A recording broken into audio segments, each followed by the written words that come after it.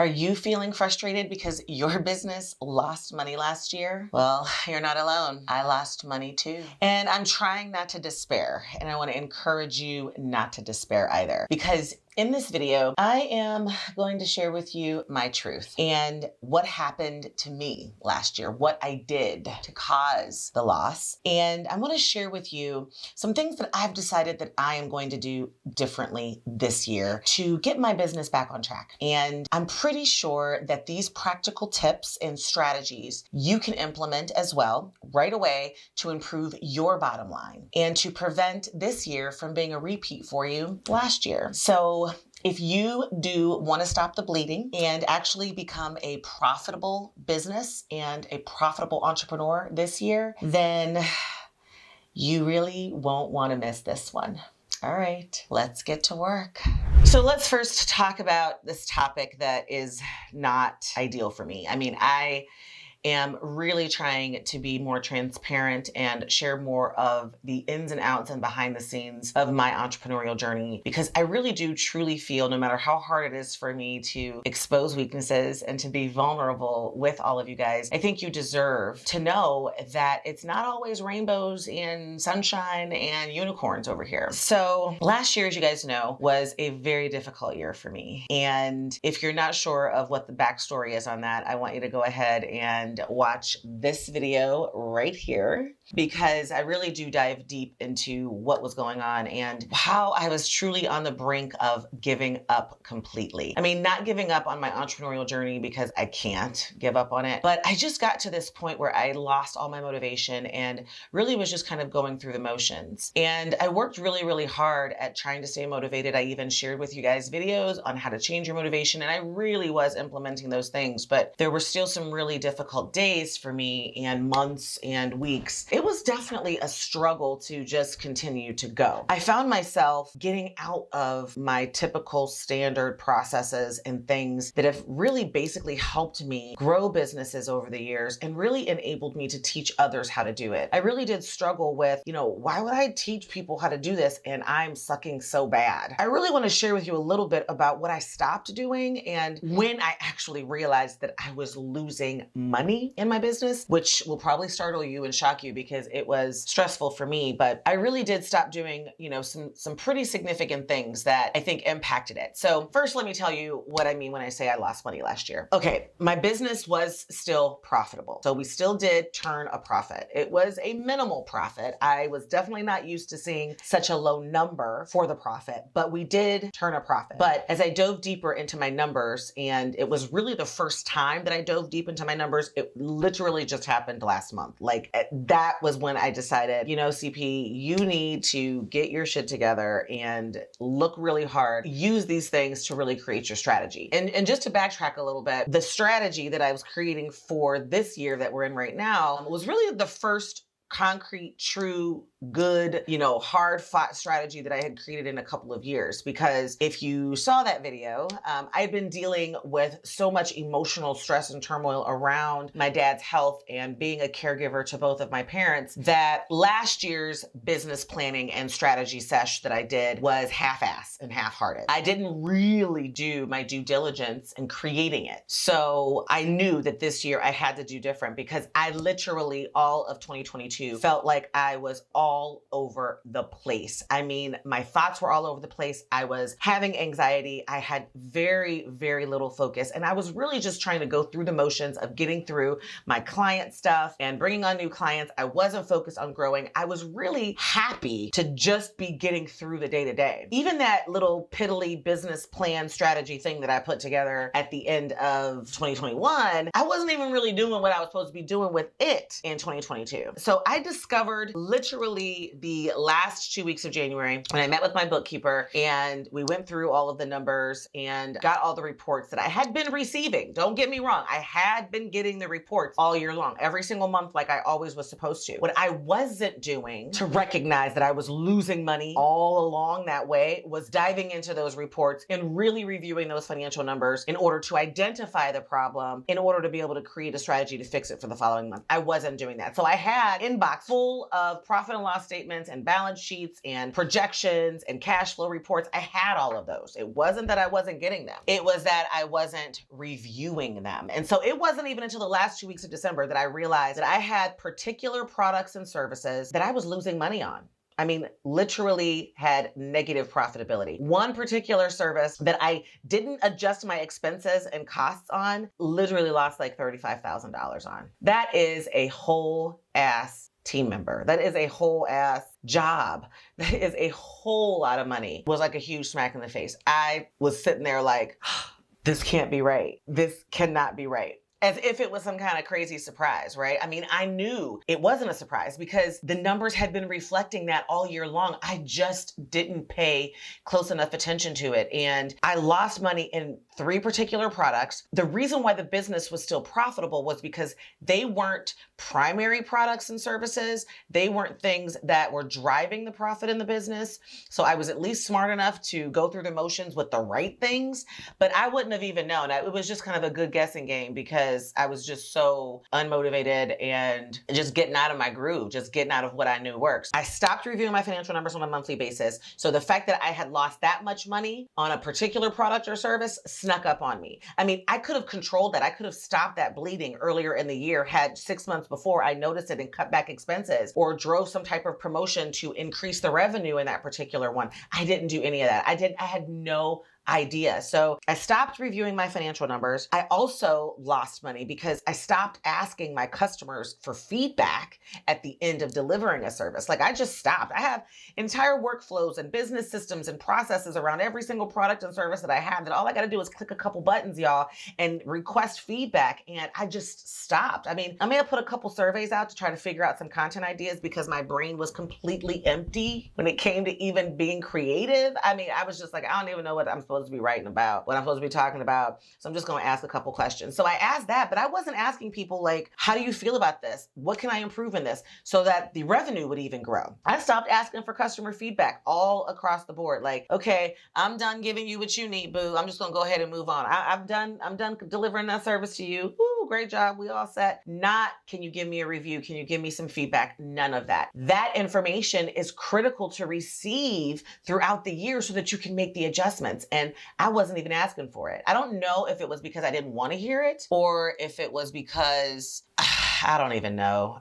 I was just in a space and honestly, I probably would have heard something that I didn't want to hear and it would have just pushed me over the edge. So out of fear for hearing it, I just ignored it. I just stopped asking for it, which I can do sometimes. When I'm really in a space where I'm not interested in dealing with something or when I don't like something that's happening, I can shut it off and just decide I'm not going to deal with it. That is definitely not a CEO mindset practice. So I stopped doing that. And I think the biggest thing for me when I realized that I'd lost that money was I realized that I didn't have a real game plan and wasn't really following it. Like my business strategy, my business growth plan is the lifeline of what I do and how I'm working on my business for an entire 12-month period. At the beginning of every year, it gives me the guidance, it gives me the focus, and that game plan that really was a half-ass one, as I've mentioned, for last year, I also stopped looking at it. And a part of my practice is to pull out my game plan and look at those action items, those work on my business action items, and making sure that I'm actually doing them on a month by month basis. And I stopped doing that as well. And I was broken. I was devastated. I was stressed. I felt like I had taken so many steps back in my entrepreneurial journey. I felt like this was going to be a year that I was going to have to start all over. And I spent what normally is a day in my business planning process just reviewing my numbers. I spent a whole week beating myself up about it. And then I finally said, girl, you got to let it go. I'm no longer interested in beating myself up about what I did. There were reasons. They're not excuses. There were legit reasons. Now I'm at a point where I've identified what those reasons are, what the problem was. Me. Really? It was me. I've decided to move beyond it, forgive myself, and move forward. I want to make sure that you know what to fix, right? What to fix. Because as I was diving through all of that and living through that experience of losing money, which hasn't happened to me in my businesses in years, so it was extremely stressful. Here's what I would do if I were you. I am you. So here's what I'm going to do. Let's dive into these tips, because I think that these are things that you can fix if you want to make sure that you are profitable and that you are not losing money moving forward. All right. Fix number one, please assess your financial performance. Look at your financial statements regularly. And even in the beginning, if you feel like you don't even know what you're looking for in those financial statements, getting the financial statements and beginning to educate yourself on key areas of your financial statements that you need to review in order to be able to make decisions is important. I did not know what to look for in my financial statements in the very beginning. And honestly, it is a very personal analysis. It's a very personal assessment. Everybody wants to see different things in their business to help them make decisions. For me, my income statements, my profit and loss statements, and my balance sheets I look at regularly. I also review my budget regularly. I create a budget at the beginning of the year, and at the end of every month, I review that budget to see if we're under budget or over budget and what adjustments we need to make from an expense perspective. Because I know that having greater expenses than expected is going to affect profitability and make me make less money. And there are instances that I may have to spend more because I'm coming up with a new idea or I need to invest something more in a particular area. But in those instances, if I know month to month, then I can make an adjustment, create a promotion, have a sale, do a big push, do something in order to increase the revenue that's also been budgeted. Make the necessary adjustments if my revenue that I've budgeted for isn't on target. And that is something that you need to know on a month-to-month basis so you can adjust immediately. I don't even recommend doing it quarterly. I definitely recommend month-to-month. So what my process is, and I think I've shared this with you guys before, that I am getting back to and that I recommend you get back to in order to fix this problem in your business or this challenge or this mistake in your business is the second Friday of every single month. It is now blocked off of my calendar for me to review all of my financial reports from the previous month. The second Friday allows the month to close out because sometimes the first Friday is the first of the month and it's just too close for my bookkeeper and for me to really be able to get everything done. But the second Friday allows for me to see what's going on and to instantly shift on a dime and make an unnecessary adjustment. It can be something quick and tweak, like, okay, this didn't work last month. So the last 2 weeks of this month that we're in, which was 2 weeks from now, I need to create this promotion to drive another $5,000 in revenue or another $500 in revenue. And that gives me the ability to be able to shift and pivot on a dime. It will work. Trust me. It has always worked. I just didn't do it. And if you have never done it, you need to start. Fix number 2, to consistently ask your customers for feedback on their experiences with your business. This is a fix that is easy and it is extremely impactful. And I want to talk to you about why, because customer retention in your business is going to be one of the only ways that you can truly grow. Your business is not going to grow if you constantly have to generate new on top, bleeding existing out the other end, right? So if you want to grow year over year, you have to maintain what you have and get more. But if you can't maintain what you have, the getting more is only going to replace what you had, and it's never going to get you to the next level, right? So you have to maintain what you have and add to it. That means that you have to have good customer retention. And I know that. And you know that. But if you don't know where your customer retention is, you don't know your customer numbers, you don't know why your customers are leaving or even why your customers are staying, you cannot capitalize off of that. You cannot adjust that weakness and you cannot fix it. So you have to ask your customers for feedback because it gives you regular information and data and ideas about what you can do in order to maintain and to add to so that you can get to that next level of growth. Well, I didn't do this. I didn't ask for feedback. I just kept going. And everything that I kept doing wasn't a good idea. It wasn't. I didn't even know until 12 months later. I didn't know if it was a good idea. And I just kept pushing. I didn't realize that sales were dropping. I didn't realize that churn was increasing and that customer retention was decreasing because I didn't even know. Asking my customers for feedback and looking at those numbers is something that I have to do that I've got to get back to and that I recommend you do too, because it's one of the quickest ways to fix the blood from draining out your bank account when it comes to your business. Fix number 3, to regularly evaluate the efficiency and the effectiveness of my operations and of your operations. So what does that mean? Your current processes and systems. Optimizing processes and systems gives you breathing room. It gives you efficiency. It decreases your cost, and it motivates you and energizes you and gives you a better work-life balance, bottom line. It also allows you to do a whole nother thing I'm gonna talk about shortly, but it allows you to evaluate where and how and if and when you need to grow your team. I get a question a lot about, how do I know who to hire first? Who should I hire first? How do I know if I have enough money to hire that person? When should I hire this person? This person is usually the thing that's stressing people out. And so you throw things to the wall and you see if they stick, and you go over here and you assume it's a VA, or you assume it's a marketing person, you assume it's a social media manager, and you don't know who's going to be the best fit to help you get to that next level. And a big part of that is because you don't regularly evaluate the efficiency of your systems and processes, or spend enough time creating them. Once you have a specific process in place, you'll be able to identify who's responsible for each step in that process, right? If you know who's responsible, you can then create an organizational chart, a team chart that allows you to know who you need to hire in order to be responsible for that task.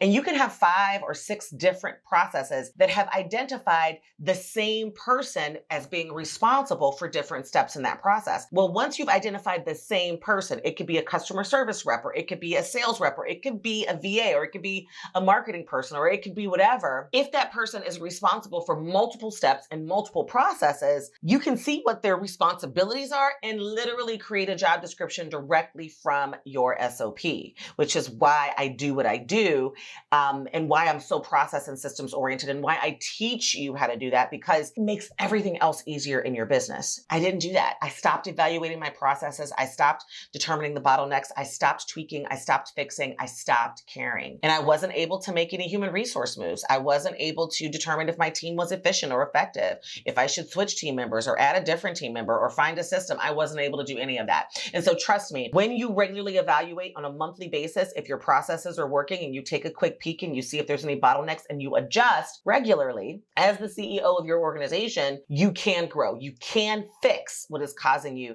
to lose money. This step, this fix, 100%. You have to do it. I know I'm about to be doing it for real, because 2022, I just lost my mind. I don't know what I was doing, y'all. Fix number 3 is to assess your human resources. I just talked about this. Without fix number 3, you can't do fix number 4, which is to assess your human resources. And that's determine if you have the right team in place to support you. Consider whether you need to hire additional staff. Consider if your current staff needs to develop additional skills in order to get you to that next level. I didn't do any of that. I didn't do none of it. It was like, I got the team. I'm gonna move forward. Everybody knows what they're supposed to do. I don't even want to manage this team. I don't even care. That's where I was at, y'all. I don't even care. And so I stopped doing this. And it is definitely something that you need to do in order to fix the business, in order to stop yourself from draining money. If you've not assessed your human resources, which is a service that I actually do as a consultant, I go in and help people do a job analysis and figure out their entire organizational chart and if it's a good fit, and then putting all the processes in place and systems and, human resource stuff in place in order to be able to figure it out. And it's something that you should do regularly. I do it annually for sure, but I'm able to do it on an annual basis as I review and evaluate the human resources aspect of my business on a monthly basis. I wasn't looking at HR reports. I wasn't looking at performance. I wasn't evaluating any of that. It's definitely a fix that can have significant impact, and it's a fix that I am definitely getting back to in 2023 and this year, because it is pretty significant. And I think it just was had a huge impact on why I lost the money that I did in those areas. So if you're losing money, assess your team, see where you might be wasting money, and take care of it. Fix number 5. This is a biggie. I will never, ever not do this again. And that's determine, build, create, and use a business growth plan for sure. use it. Shiny balls are always being thrown in your face when you're an entrepreneur. Ideas are constantly coming. They're constantly being created. And the only way to remove all the shiny balls, to not chase after things that are not effective or efficient, actually make decisions and to focus in on the real true crux of growing your business is to follow a game plan. It gives you so much focus. And like I said, I had a plan that was kind of a haphazard, not a real true CP plan. And 2021. For 2022, I didn't really have one.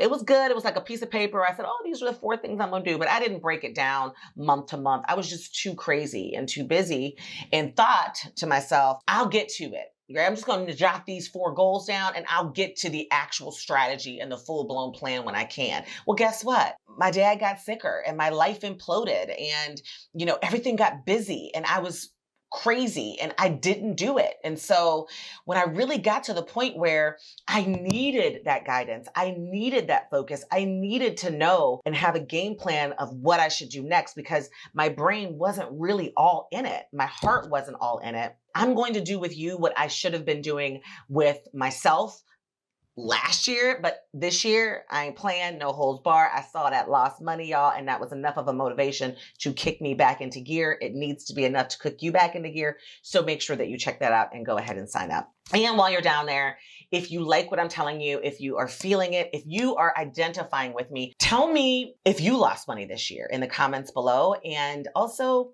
smash that like button. Give me a thumbs up if you're getting value out of this. So if you have identified based upon these tips that you are the problem, you can control that. You can fix that. You can implement these fixes and try these processes and try these tips and strategies and make them happen because they will make an impact. And I know this year is going to be a great year. I know there won't be no money lost. Trust me, come the end of it. I'm looking forward to a year of profitability for myself and for you. And if you want to find 15 more ways that you can grow your business, watch this video next. You will love it. 15 ways that you can grow your business cheap or free. Implement those as well. All right. So until next time, my loves, thank you so much for letting me be transparent. Show me the love. I will see you next week. And until then, bye-bye. Mwah!